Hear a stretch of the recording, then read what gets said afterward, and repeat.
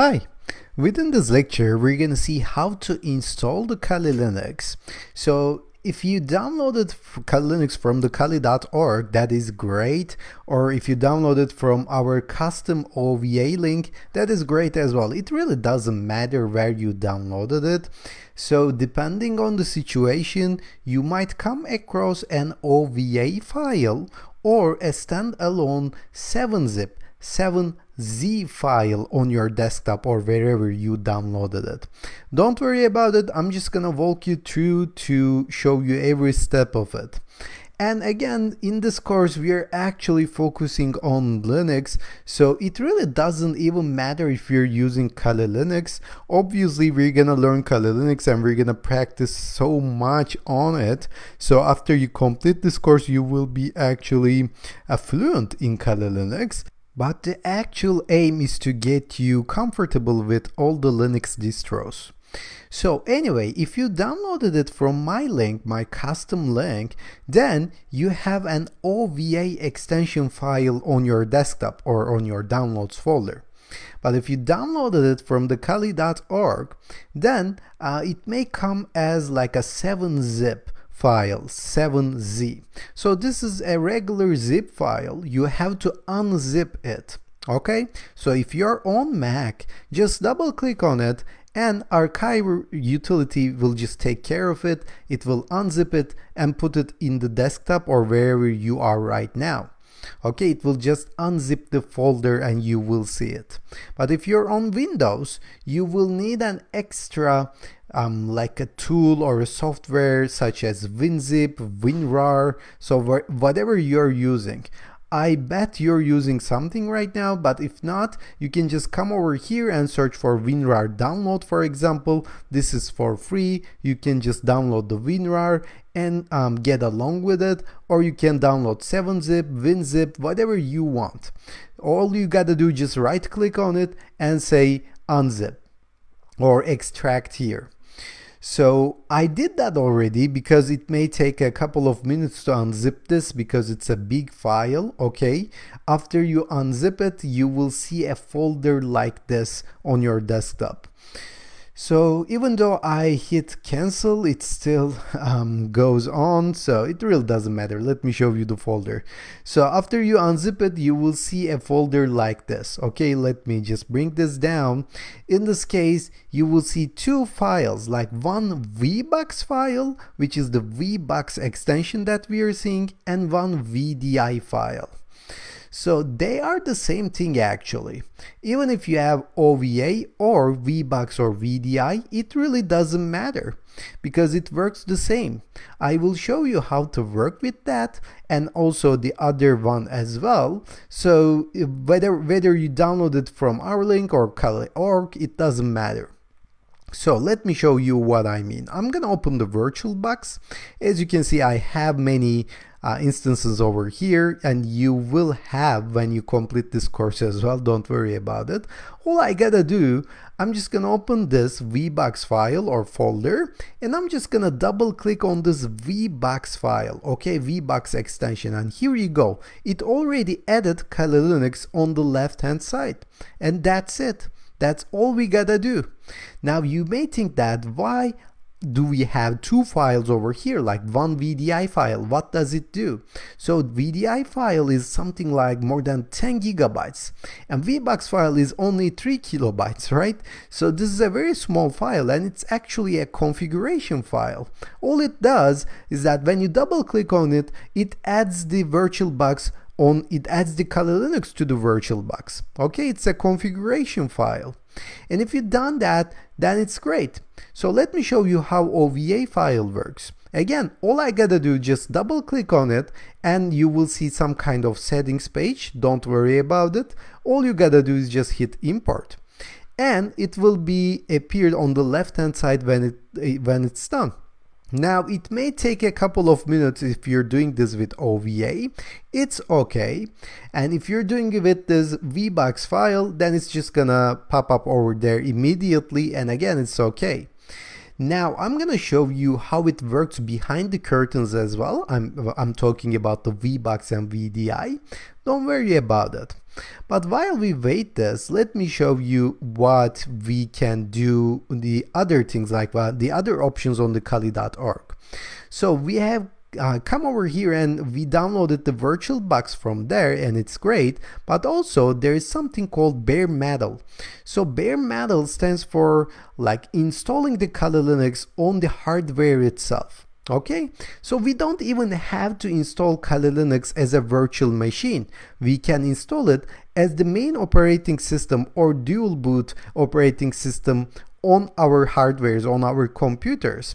For example, you can do something like when you open the computer, it may ask you if you want to open the computer with Kali Linux or Windows, that is dual boot, or you can just delete or erase the Windows and just go along with the Kali Linux. However, we do not recommend that if you're a beginner, because Kali Linux is actually a very hard to use operating system. Okay, you may come across some kind of driver problems, such as maybe it won't detect your keyboard, it won't detect your speakers or something like that, and none of this happens on the VirtualBox. Okay, and if you're working with VirtualBox, you can just break it, you can just do whatever you want to do. And if you do something bad, you can just delete it and install it from scratch. It will just take a minute for you. However, if you do that on the main operating system, it will cause you many problems. That's why we do not recommend that bare metal thingy. However, it's also possible to download this bare metal, which gives you the ISO file, and turn that ISO into a virtual machine as well. And we're gonna be talking about it in the problem solving lectures if you come across any problems. If not, if you just can make it happen, if you can make it run, then it's okay. You can go along and never think about it again. And you will see how to deal with that in like a couple of minutes. Don't worry about it. Now, whether you have downloaded the OVA or the VBox file, it won't matter in a minute, because you will see it on the left hand side. Okay, now I imported this, and I also imported the VBox VDI file, and as you can see now, I see them both on the left hand side. Obviously you only need one, so you don't have to do that. I'm just showing you different kind of ways of installing Kali Linux. And it really doesn't matter. If you see something on the left hand side as Kali Linux, then you are good to go. Now we are actually ready to run this off, but I want to do something else before we do that. What I want to do, I want to click on some Kali Linux, okay, any Kali Linux that you have installed on the left hand side, you're seeing over there, just click on it and find the settings button. Okay, once you click on it, it will just appear on the top of the VirtualBox, and we're gonna have to change some settings of this Kali Linux in order to start this off. Now it's powered off. When we power it on, you will see what I mean. Now I'm just gonna open the settings, and here you go. First of all, we are in the general tab, and you can even change the name of the virtual machine. Okay, you can just make it Kali Linux or something else. In the type, it should be Linux, okay, not Windows, not Mac OS or any other operating system. It should be Linux. Then in the version, you have to choose the Debian 64-bit, okay.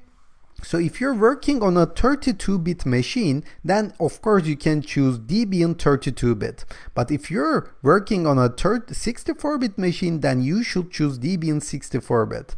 Even if you're on a 64-bit machine, if you cannot see the 64-bit versions, if you're only seeing 32-bit versions, then you have a problem.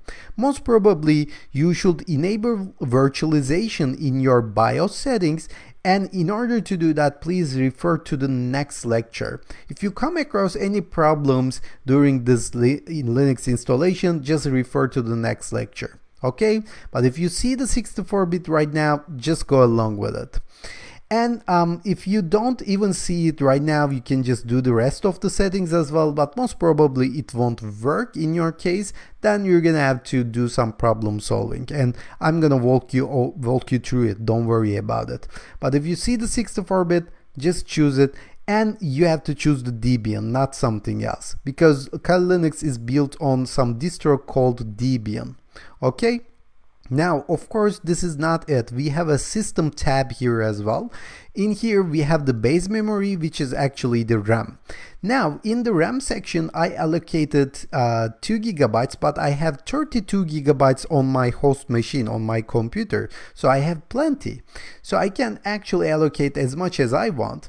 But you're more than welcome to give like 1 gigabyte over here. Like you can just write 1024 megabytes.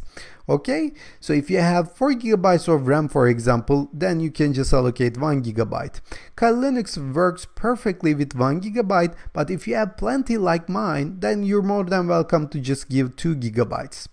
Of course, giving it less or giving it more may worsen the things, so you have to find this like optimum thingy to allocate over here.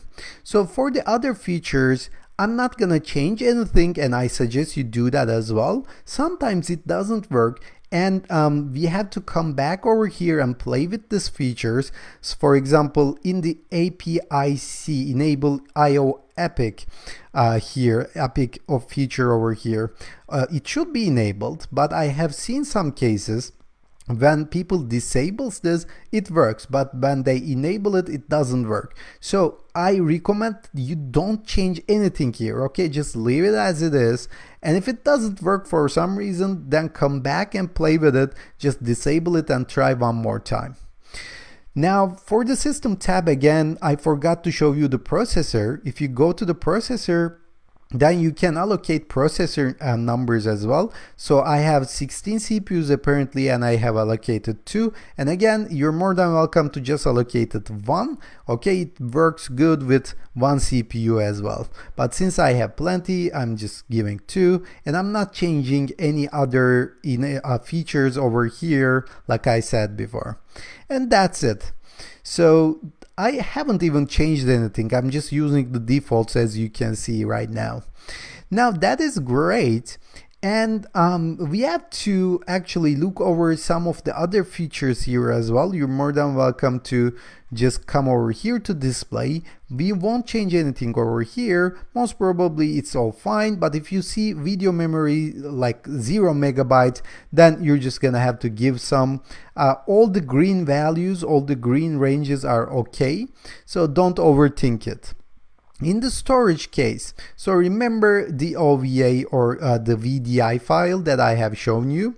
So VDI is actually connected here to the controller SATA section over there. Now that is how it works. Okay, now VDI is connected over here. So most probably you will see that in this case. So don't change anything over here, don't touch anything. But if some reason, if you don't see it, okay, for some reason if it cannot be found over here, let me show you what I mean. I'm gonna detach it from here, okay, I'm gonna detach it, don't do that.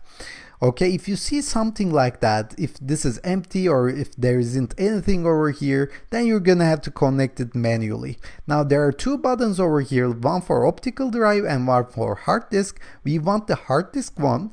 If you click on that, you can just add the file, okay, find the VDI file on your browser here, and just double click on it and choose it, and it will be connected. And again, if you see it over there, you don't have to do anything. 99% of the time you don't have to do anything, so just don't touch it. But I'm showing you to let you understand how this works, okay? And that's it for the VDI. This is how they're connected. For the audio, we don't have to change anything. And again, for the storage, if you're working with the OVA file, it should be already there, so just don't worry about it at all. So for the audio, I'm not going to change anything. For the network, we're actually going to change something. So remember, we have created a NAT network when we set the VirtualBox up for the first time. Then we're going to have to just change it. Like right now, it works in NAT. We're not wanting NAT. We want NAT network. Okay, so if you change the NAT network, you can just choose the name. This is the name that you created before from the VirtualBox settings. And in the advanced settings, make sure you change the promiscuous mode to allow all. Okay, right now it should be deny. Just find allow all from here and just change it. So that's great, allow all. So I have changed, actually I only changed this part. Remember, we already used all the defaults in the general tab, system tab, display tab, storage tab. I only changed this. So I changed this from the NAT to NAT network and I hit OK. And that is all. So make sure you got everything right. We're using all the defaults. Just make some changes if necessary, but don't forget to change the network over here. It should be NAT network. And after you're done, then all you gotta do is just hit the start button. Now when you hit the start button, if you get an error message, don't worry about it, just go to the next lecture. Sometimes it helps if you close it up and try to open it from here, like clicking on the little arrow over here and say open headless, okay? But we're gonna talk about it in the next lecture, don't worry about it. Right now, if you manage to run this Kali Linux, then it is great, everything is working out for you. Now we have to log in. It asks us a username and a password. So if you downloaded it from the Kali org, then your username is Kali, okay? And the password is Kali as well. Right now I'm writing Kali, but if you're using something else like a maybe non-English keyboard, it may not display the right keys for you. So for example, if you have something like a very similar to I in your own alphabet, it may not be displaying the things, so you have to just find the right I for you. Okay, just hit on random elements on your keyboard.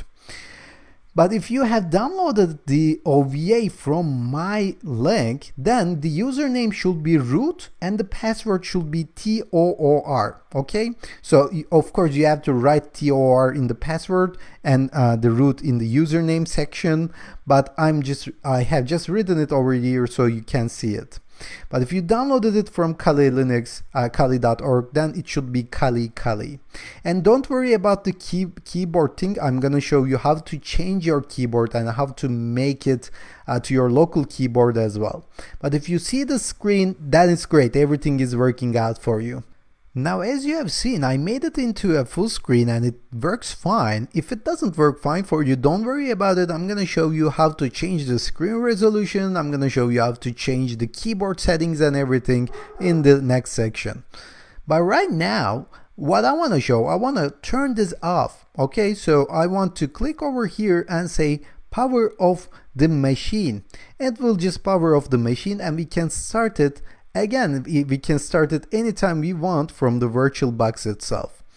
This is great. Now, if you have made it this far, if you manage to run the Kali Linux, that is great. And you won't be dealing with any kind of problem solving. But if you got any error, then you're gonna have to go to the next lecture. Depending on your operating system, maybe even the next lecture, the lecture after that, because we have different lectures for Mac OS problem solving and Windows problem solving. We have a documentation for problem solving. You have to review that. We have thousands of questions answered before regarding the installation problems. You have to review them. Of course, if you cannot solve your problem anyhow, then you're more than welcome to open a question in the Q&A section, but most of the time people just solve these problems by looking at the following lectures. Okay, so don't worry about the problems, you will solve this. And beware that we will be having like a full-scale Linux introduction lecture or sections in the upcoming section. So if you're curious about how to use the Kali Linux, then we're gonna see it. Don't worry about it. See you in the next one.